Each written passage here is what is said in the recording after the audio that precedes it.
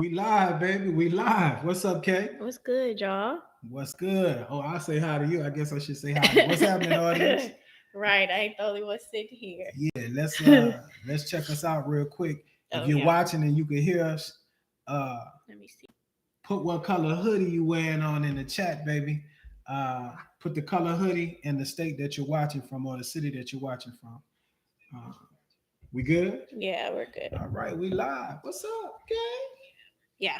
Sorry, y'all. I had to make sure y'all can hear us. Yeah. We got all this technology. Okay. Sometimes it don't want to act right. I know, right? Yeah, let me get a little. I'm punched. You told them to y'all put the color of their hoodies in Yeah. the chat. What's this? Olive, Green, mustard, yeah, that is green. all in black. Yeah. Olive and black. I just got on gray today. Okay. So Basic pullover. so Kay got on. This is gray. Kay's wearing black, and we watching from Texas. Okay, the old man, Rob. I'm trying to replicate that black and gold, baby. Don't, don't, don't. Saints. Now they do. They gonna lose, but where you? And so I'm. Oh, okay. Let me stop. Rob wearing. They go say you in the wrong Olive state and gold. Yeah. Texas. So now put your hoodies in. It's a hoodie check. So how has your week been? Good. It was long. Yeah, but girl. But it was good. How was yours? Long. Yeah. It was so long. I'm cutting you off. I'm trying to get in. Yeah, no, it was long, but it was good. Good. Good to be on the Houses and Hoodies podcast. Okay. It's been 2 weeks. Yeah, it has. Time is moving on. Mm-hmm. This 2025 is almost over. I know it's already. Well, I'm saying it's already September, but we're halfway through September. That part. It's gonna be January 2026 before we all know it. Yeah, it is. So what we doing today, man? So of course we're gonna start off with our market update, our brief stats there. Okay. And then I really wanted to talk about affordability, which we've kind of been covering over the past few weeks. Housing prices are higher, and our clients and things are like that are having a hard time getting into the homes because of how much it costs. So talking about some affordability hacks, we know it's an issue, but what are some solutions to, I guess, combat that or help people still be able to get into the home, even though it's a problem? Say less. And for those of you that are watching, if you've recently purchased a home, right, or if you have some ideas as to how people can make their home purchase and or ownership more affordable, this is a community. Put it down in the chat because we can all learn, right? Yeah, for sure. Yeah, I don't have all the answers. Right. I got some, but I don't have them all. I think I got them all. So yeah, you guys get down in the comment section. Let us know what it is that you're doing or have done. Again, so everybody else can benefit. So what's those numbers look like for this week? Okay, so we're going to start off with the original list price over this past week was about $376,236. Okay. And then the average of that was $346,515. So the average is looking about 30% lower than what the original list price was at. Gotcha. And then we have the average sales price at $337,975. And I guess the difference in that list and that sales price is still remaining or toggling around 3%, which, as we've talked about, that can be used to help in negotiating with seller concessions or coming down 3% from the purchase price and things like that. Gotcha. And then lastly, going back to talking about the average days on market, which is still in the 70s, about 78 days on market. All things saying that it's buyers can get a deal depending on the location, and the type of construction. I was just about to say, and who's selling? That we saying the same thing. We saying the same thing? Yeah. Real quick, what? So you said the average list price is what? Average list price is $346,000. Okay. $515. And the average sold price over this past week? It was $337,975. $975. $337,970. Mm-hmm. And then the list was $346. So it's that 8. Yeah. So that's actually, it's a little bit higher. I think you said 3%. That's about a 9%. So 10%, 10% or so. And what I would say, the reason I was asking that is because like you've taught me and you tell everybody else online, that's really where you can start the conversation as far as, how much you can expect to get off some of these homes. Right. Because what I'm seeing, Kay, is this with the clients, especially this past week, dealing with a guy that's looking to go new construction. Mm-hmm. And people think in their mind that, they're going to get $100,000 off the price. Oh, yeah. You see? Yeah. So. And I mean, that's possible depending on. Where? It may can happen depending on where you're buying or if the builder is in a pickle. They have the house on the market for too long. Now, like you said, I don't think the price isn't going to come down $100,000, but they might be more willing to work with you on the back end. You know what I mean? Got you. And I guess to your point, anything is possible. Yeah. Now, do we think it's likely to happen? No. And it's not common. Yeah. You like you said, you got to catch a builder that's been sitting on a home. They want to get off of it. Maybe they've been paying. All the stars have to align. But for the majority of people, again, 10%. Based upon the numbers in this area, where you're at, it might be a little more. You see what I'm saying? Mm-hmm. To know where to be aggressive. But I still say that the psychology of people, and this is what I mean by this, 21, 22, they seen, these sellers caking up. Yeah. And so a lot of folks are on the sideline thinking, okay, now it's supposed to come back down. And this is where I think they're going to miss the boat. Mm-hmm. You see what I'm saying? Mm-hmm. And so these numbers are very important. And as we continue to go on, we can kind of watch them, because what's important is, if you're looking to buy, is where's the bottom? And the bottom, in my opinion, is when we see, and maybe next time we come on, you could give us the median price in the area, to see if it's actually gone up. You see what I'm saying? From the last time. From the last time, because if that's the case, then that's a bottom. And that's an indicator to you guys that, hey, if you really want to get in, now may be the time. Now may be the time. Yeah. And then we can address some of the things as far as affordability are concerned. Mm-hmm. Let me ask you, what you do on a daily basis. I mean, you see loans from across the country. Mm-hmm. And so do you think, here's the question, do you think interest rates are important to people? I think they say that they're important. But no.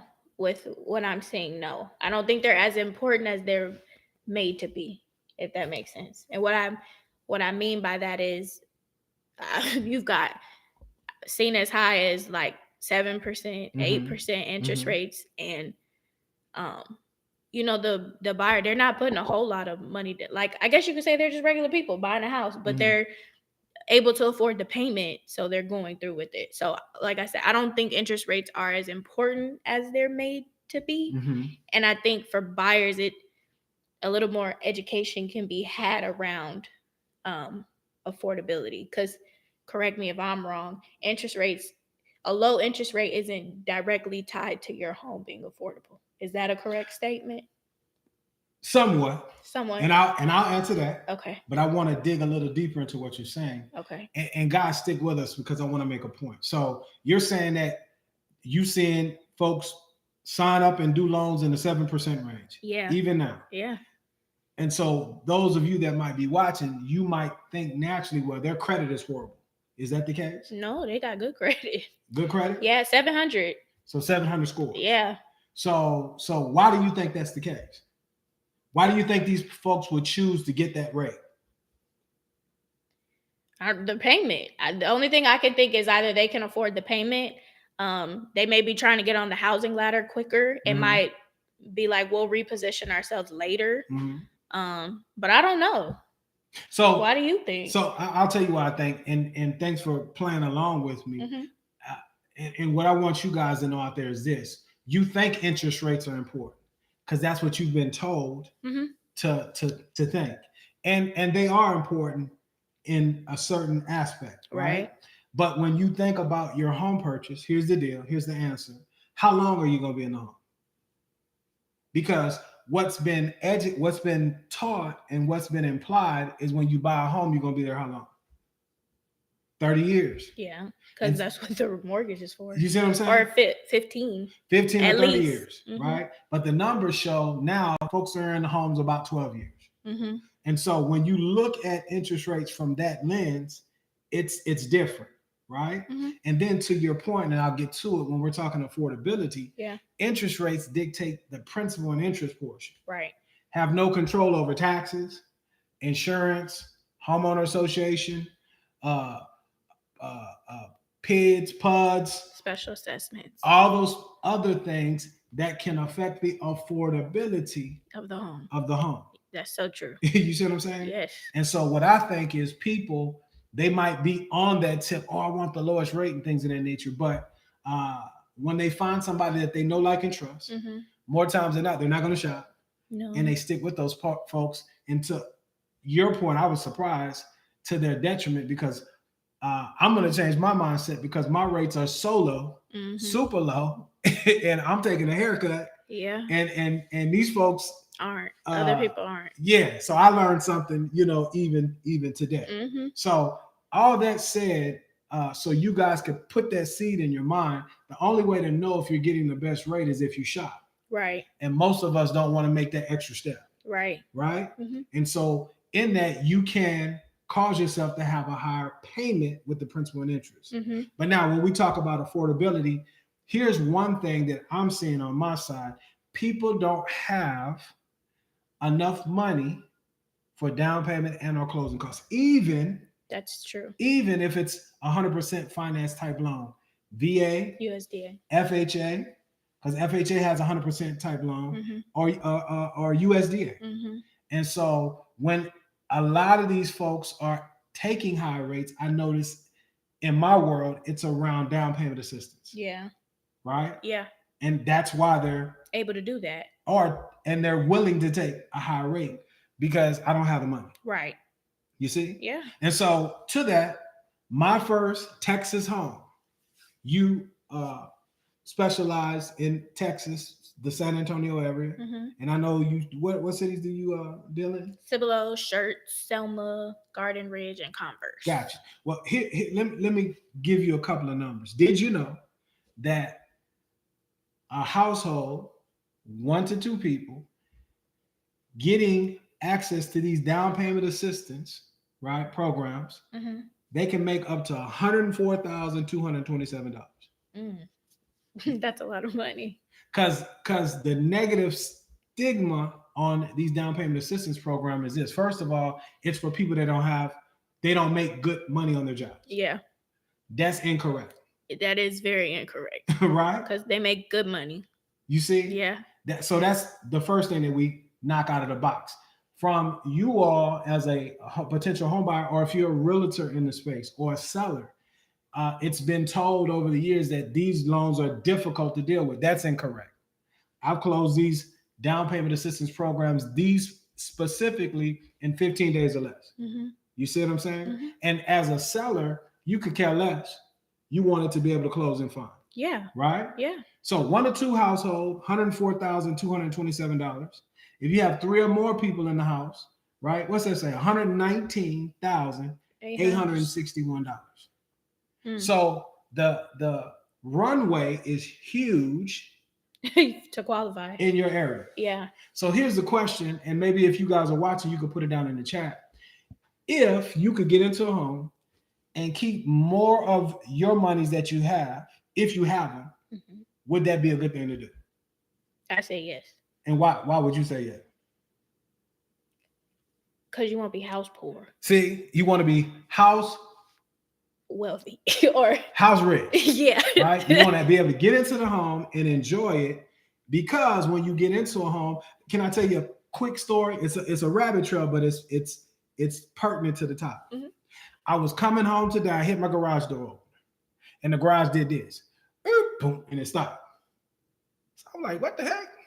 Scratch my head, got out, and boom, I have to change the tension board. Right? Yeah. So things happen. Yeah. You see, and so we're talking to potential homeowners, right? This is why you don't want to be house rich and cash poor. Mm-hmm. So these types of down payment assistance helps with affordability, not just to help you get into a home, right? But to help keep monies in your pocket for the normal stuff that will happen on a day-to-day basis. Yes. You see what I'm saying? Yes. Does that make sense? Mm-hmm. So my first Texas home is a program offered by the state housing agency, Texas Department of Housing and Community Affairs, which was designed to help people get into homes, overcome the largest barrier, which is down payment and or closing costs. Yep. Right? And so with the My First Texas Home, here's the deal. Minimum credit score 620. Okay? 620 minimum credit score, and you must be a first-time home buyer, which by definition means, do you remember? You haven't had any ownership, or you haven't owned your primary residence within the most recent 3 years. You see what I'm saying? Mm-hmm. And there might be a caveat or two with that, but you have to reach out and we have to look at your specific situation. Yes. But for the 10,000 foot view, what you just said, right? Mm-hmm. And so there's fees involved with this home loan program. Yeah. But what I like about what you said with those numbers, and we're still in a metropolitan statistical area where there's a lot of inventory. Yes. So it's beneficial for buyers. Yes. So now you can negotiate at minimum that 3% in closing costs, right? Mm-hmm. And maybe that helps you keep your money in your pocket if you partner with a program like this. Right. You see what I'm saying? Yeah. I'm talking too much. What do you think? No, I agree. And as I said, the affordability tip or how expensive houses is not, I'm not hearing that narrative just in our market, but across the United States. And it's discouraging for people who do want to own a home. It may stop you from applying, and it may even stop you from thinking that you're going to own a home one day, where you're just like, okay, I'm just going to rent. But your rent's going to go up too. And at some point, it's, do you want to be paying rent where it's going to constantly go up each year, or do you eventually want to own your own home? So programs like this that were designed to help that are great to combat or overcome that barrier. You know what I mean? So you could get on the housing ladder. Yeah. I know personally folks that have been waiting since 2015 for the rates or prices to come down. Ain't that crazy? But waiting for both to come down. So prices aren't going back to 2015. Yeah. So those same people, and here's the bad news. For some folks, it's too late.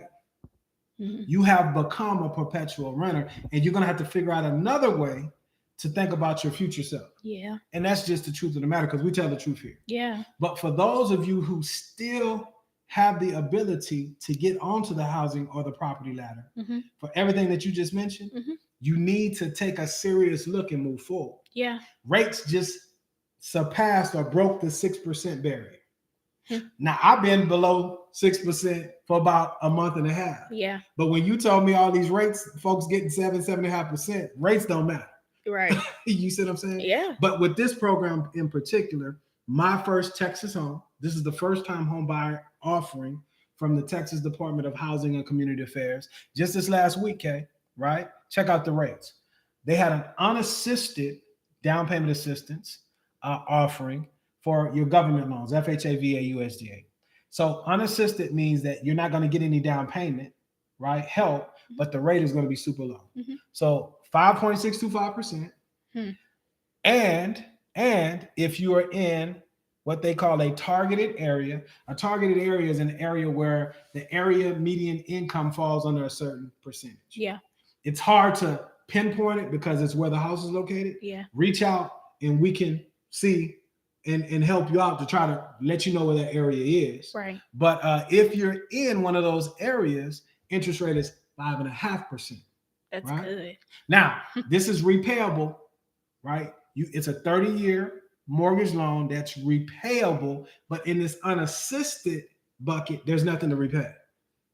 Let me back up. That went over your head. You're not getting any down payment assistance. The assistance that you're getting is a below market rate. Did I explain that better? Yep. Okay, because I was looking at you. You was like, hold on. I'm like, wait a minute. No, but that I understand. You understand that? Yeah, you're not getting monies to help with closing costs and down payment, but you're getting a lower rate. That's what you're paying for. That part. You see what I'm saying? So that's just one aspect where you can help people with the affordability piece. Yeah. Right. So let me go further. Let me go into my notes here. And so now, this is the repayable portion of the My First Texas Home, and there's a couple of flavors before I go any further. But there's also a combo version, and starting the 15th, what's today? The 14th, right? Tomorrow. Monday the 15th, they're bringing back what's called a mortgage credit certificate. Okay. If you're a first-time home buyer, you need an MCC. And you have access to a mortgage credit certificate, and your lender didn't get it to you, I would be highly upset. A mortgage credit certificate is simply this. It's where you can take 20% of the interest that you would pay on your mortgage every year. Every year. And depending on your tax situation, you can either use it for a dollar for dollar credit. Let me explain. Say your taxes fall into a place to where you exceed the itemized deductions now. And for whatever reason, you got a $2,000 tax bill to pay. Yep. Well, if this MCC, this mortgage credit certificate, equals $2,000, you don't have to guess pay what you pay? Nothing, right? You don't pay anything. Nathan. So let's say because the rates aren't out, they're going to come out Monday because this MCC is just not coming back. It comes and goes, right? Yes. So for those of you out there, it's like anything else, like we're talking about the housing ladder or prices and things of that nature. If you're serious, you need to reach out and get in while the getting is good. Yes. Right? Yes. Don't be like those folks that I've been dealing with since 2015 and they've been waiting. Yeah. And some of them, they're going to be rented.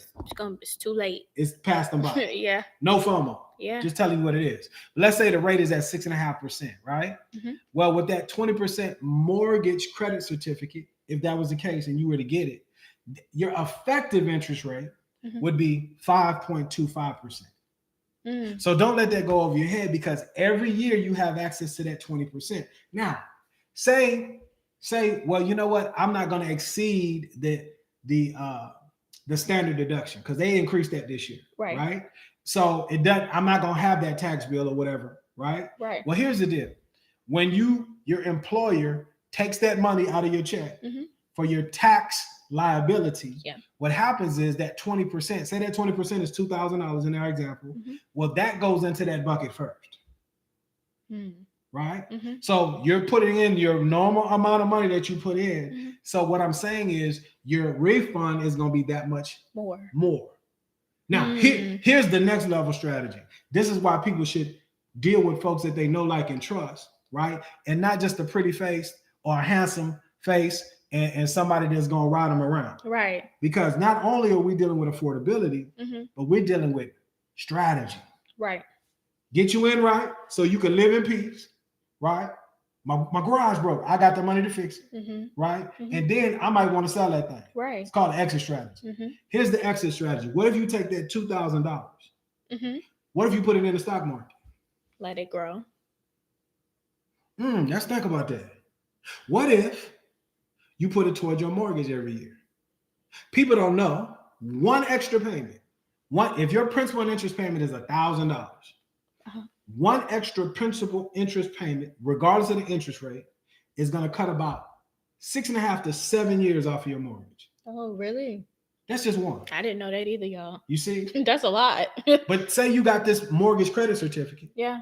And you have a wealth mentality. Right.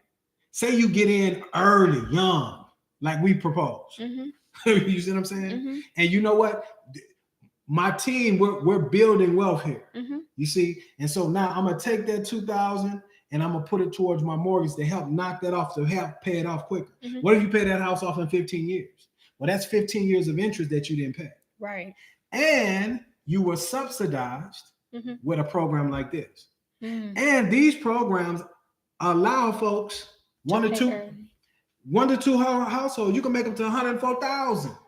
Yeah, that's a lot. Now the median income for a single person, right, is $60,000. You see, but these are things that help with affordability. Am I answering the question? Yeah. Am I making sense? Yeah, you're providing solutions that the people need. You see what I'm saying? Yeah. These are some solutions. So the solution is this: don't worry about the interest rate. Right. You got to look at the total picture. And what I'm hearing you say is you need a plan.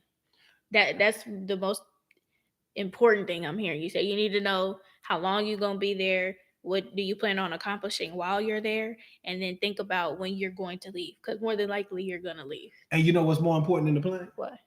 Your team. Who creates the plan? Mm-hmm. Your team.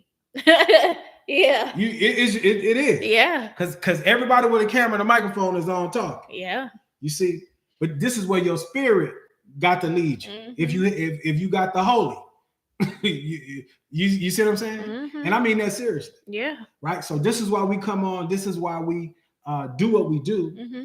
So those of you out here that don't, who are these folks? Well, go back and watch and see if there's commonality. See if there's an affinity, and if there is, what should their next step be? To schedule a consultation. Where's that information? In the description below. See, you see, we got a synergy. We've been doing this, right? we start dancing. You see, man, they dance good because that's my partner. Yeah. You see what I'm saying? But I digress, right? Mm-hmm. So back to the first time, my first Texas home from the Texas Department of Housing and Community Affairs. Now, Kat, there's another state program that's very popular. Mm-hmm. Not going to talk about it today. Okay. And there's based on the city that you're in. There's more. Yeah. But here's the deal, that the education that I want you to know, and this is applicable nationwide because I live nationwide. Mm-hmm. Here's the deal. You always want to start on the city level. Mm-hmm. The city level is going to have the most hoops and loops to jump through. Mm-hmm. Right? Mm-hmm. It might offer the largest payout. But it's a pain in the butt. And it's really designed for people that are at 30% or lower than the area median income. Mm-hmm. It's dang near impossible to qualify. Okay. But if that's what you're looking for, go to the city route. Okay. Right? Mm-hmm. So city, state, mm-hmm. right?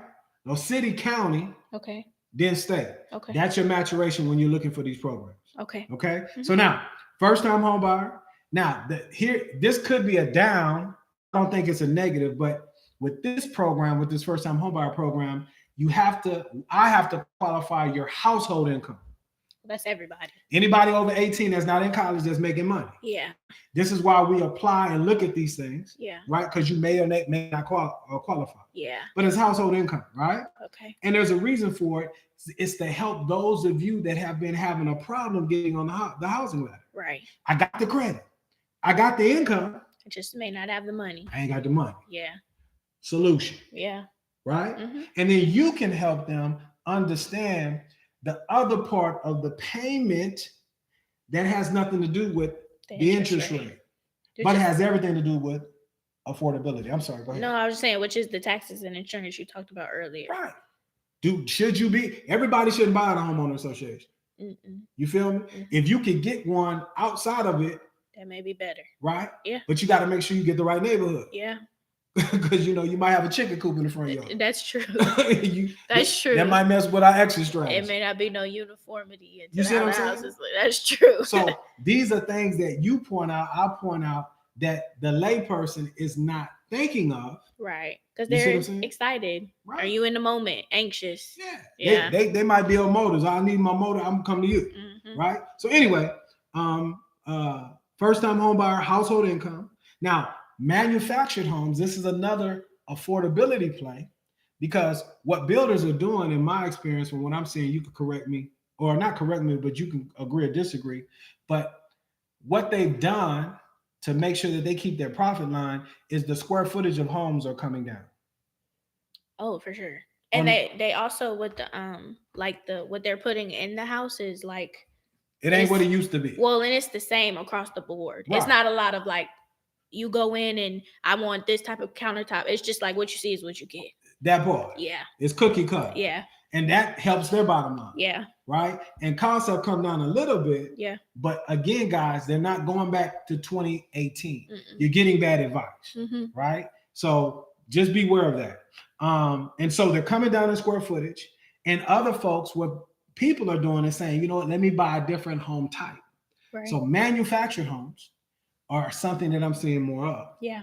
This program allows for it, but manufactured homes, just always remember, there's going to be a funding fee right? It goes with this. So the cost is a little more. Again, you just got to run the numbers. Yeah. It's all about running the numbers to see if what you're trying to do makes sense for who? You. That part. I'm not paying your mortgage. And nobody on the internet is. Right? Yes. You see what I'm saying? Yeah. So last thing I'll say about that one is there's a repayable version of the down payment assistance. Forgivable. There's a forgivable version. That forgivable version is a 3-year period. Some of these states got 10-year forgivable periods. Yeah. Crazy to me. Yeah. Wouldn't do it. Yeah. That's just me, but you might. Yeah. Right? And then there's an unassisted version that we just went through. So I'm a hush. I've been talking. No, that's so with TDHCA, does that offer more than one program? Is My First Texas Home the only program that they have? No, they have a My Choice. Okay. So My First is the ones that we just went over. Now the My Choice is for anybody that's not a first-time homebuyer. So that was why I was asking you that, because he just went over the first-time homebuyer option. But if you're not, this also can help you out too. You just threw me alley-oop. Yeah, I was trying. Did I catch that? Yeah, that's where I was going with that. I caught it, but I laid it up. You wanted me to. My bad, player. No, but yes, that's where I was going with that. It's not just for our first-time homebuyers, but for anyone who qualifies within the income limits, credit scores, things of that, of course. But you don't have to be a first-time homebuyer. That's what I wanted them to say. Because that's a misconception with down payment assistance programs, that you must be a first-time homebuyer, but that's not true for all programs. No. And that's a very good point, right? Yeah. So there's a minimum credit score, like I said, 620 with this program as well, 620. The cost with the My Choice, the fees are a little less. Yeah. Because the MCC is not available. Oh, okay. Right? Because the mortgage credit certificate is a first-time home buyer only type benefit. Yeah. You see, that's not available here. But again, very generous in their income limits that you have available. Now, a couple other things with this program. Let me say real quick that a lot of people don't know. If you're in, and this is not necessarily applicable to your primary market. Okay. But if you're in Bastrop County, Blanco County, Burnett County, Caldwell County, Fayette County, Hayes, Lee, Lana, Williamson, all that around Travis, the state capital, right? There's additional monies that you can get. Up to $7,500 in some cases. Right? Now, if you're in Bastrop, Blanco, Burnett, Caldwell, Fayette, Lee, or Llano, okay, the additional money is $7,500. If you're in Hayes or Williamson County, you can get an additional $2,500. If you're over in the Houston area, Harris County, right, excluding Baytown, Deer Park, Friendship, Houston, LaPorte, League City, Missouri City, Pasadena, or Pearland, you can get up to $1,000. But those cities that I just mentioned over in that close to Harris, right, they have their own program. It's called SETH, Southeast Texas Housing. I do this. You feel me? So just reach out. Yeah. You see what I'm saying? And then if you're in the city of McKinney, up in that Metroplex area, there's an additional $5,000 that you could get. Right? So again, membership has is what? Privileges. Everybody that you send to me, Kay, and I'll just say this for those that might be watching, I vet every application to see what down payment assistance program it may qualify for. So you don't have to ask me, but that's just me. Yeah. You see what I'm saying? And so I think I answered your question when it comes to some solutions that we could provide from them from a loan standpoint on how to make a house more affordable.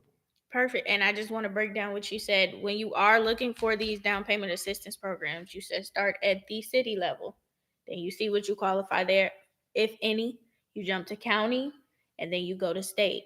And the city ones may be a little bit more pain in the booty. It may be a little harder to qualify for.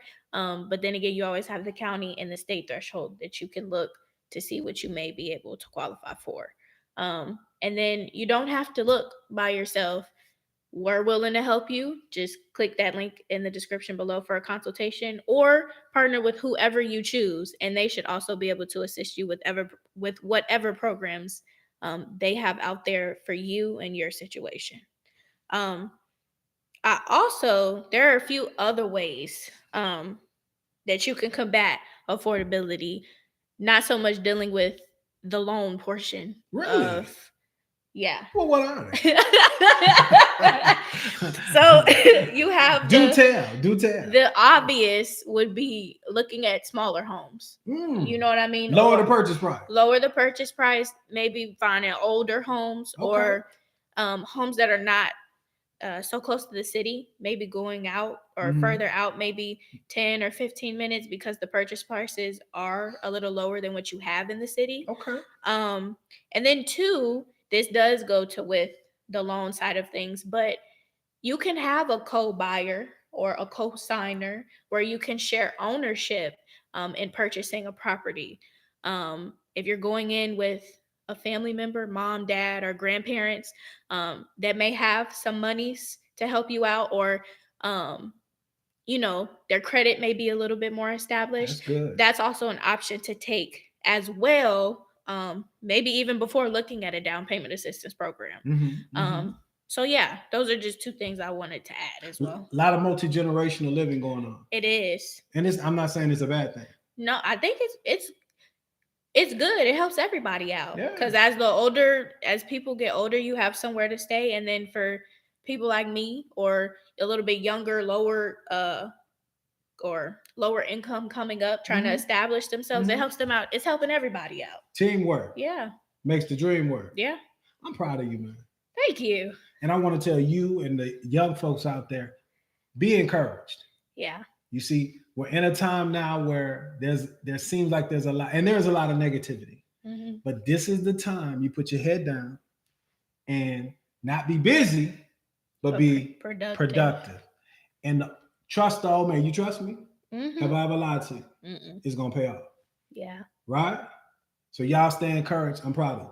Thank you. Yeah. Good, beautiful heart. So that was good. That was to go, girl. I didn't know about that.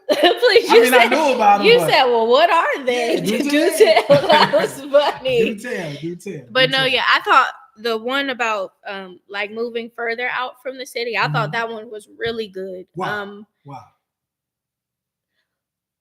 When you're like say you're a first time home buyer, it's your first time doing things. Sometimes you only can see what you're shown. Got you. And you don't I know, like, for me, if I wasn't in the real estate business and I was looking to purchase a home, I wouldn't have thought like, okay, let me look outside of the city because the purchase prices may be lower. You know what I'm saying? You're just looking in what's in the city or what's around you, and you're like, I can't afford it. But there are other options out there. And to that point too, and it's not just younger folks, but I think in general, new is not always better or the only option. Yeah. Because a lot of these loans have a rehab type situation. Yeah. And I think what's most important, and I like what you said, what's important is getting into the house. Yeah. And you have time. Yeah. To make it your own. Yeah. And if that one isn't for you, you can move or like you have time to move but they want to get with us because we really want to do the due diligence. Yeah. Right. Because it takes a lot to move. It does. Right. And that's where we get that remorse. But I get what you're saying. Yeah. But to your point, you're saying consider other options. Yeah. Before you just jump into like what's readily available and what's presented to you like right in front of your face. I got one last thing. Would you agree with this? Is it okay to wait? Oh yeah, I'm waiting. And what should they do while they're waiting? Save as much as your money as you can. I don't know if I've ever on this channel spoke about it, but like I just graduated from college in May, and when I started college, I don't know how I might have been like 18 when I started going to college, but I know. But when I started, you have this like false reality of when I'm 22 or when I'm this age, I'm gonna be doing this and I'm gonna have this job and I'm gonna do that. And then you get to be 22 and you're like, oh snaps. Everything I said, I'm not all the way there yet. So I still stay at home with my people and I'm saving as much money as I can That way, when I leave, I don't have to come back, and you're ready to leave, and I left the right way. I think sometimes people leave too early, and they have to come back, and it's a it's a setback because it's like you starting over again. You left too early. Yeah. So if you're waiting, and if you want to try, if you don't know if owning a home is for you, try renting. That's fine too. Try and see if making that payment every month is something that you want to do. Just experiment, save your money, invest if you can, and just wait for the right time, because waiting is okay too. Yeah, we're home ownership advocates. We're not car salesmen. No. And so you don't have to do anything. No. But if you do, I think you would do yourself a great service partnering with the right people. Yep. And I'll let you determine who that is. Yep. That's all I got to say. Me too. What I say, my name is Kay, giving you the keys to home ownership. And when you know better, you buy smarter. Until the next time. Indeed. Bye, y'all. Y'all stay blessed. Good job.